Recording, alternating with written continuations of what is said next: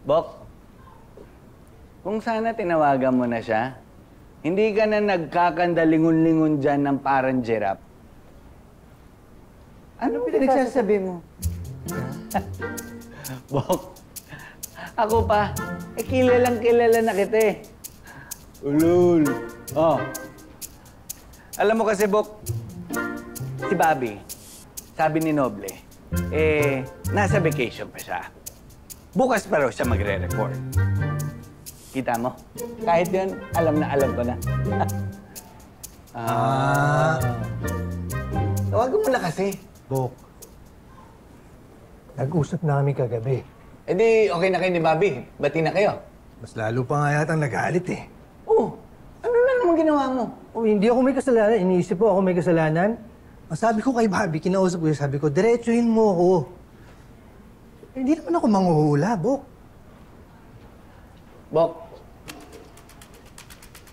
alam mo kung anong problema ninyo ni Bobby? Ano? Parehas kayong ma-pride. O sige, eto. Simula nag-away kayo, may humingi na ba ng tawad sa inyo? Oo, Bok. Ako lagi nagsusorry. Talaga? Oo. O, sige. Tatawagan ko ngayon si Bobby, ha? Sisiguraduhin ko yung sinasabi mo.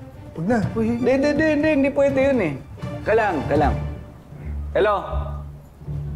Ano tong narinig ko na humingi na ng tawad sa'yo si Bok tapos di mo pa rin pinatawad? Anong klase kang tao? Hindi. Joke lang. Wala ko number ni Bobby. Bok, ang sa akin lang naman intindihin mo na lang yung tao. Namatay yan eh. Namatay yung tatay eh. Ang hinahanap lang sa'yo ni Bobby, ekstrang pag-unawa. Okay? Huwag ka na makipagsabayan sa kanya. Ikaw rin nahihirapan kapag nagagalit siya. Alam mo, kasalanan ko to eh. Kasi di pa kita natuturuan pagdating sa ganito. Medyo ibang level na to pagdating sa relationship.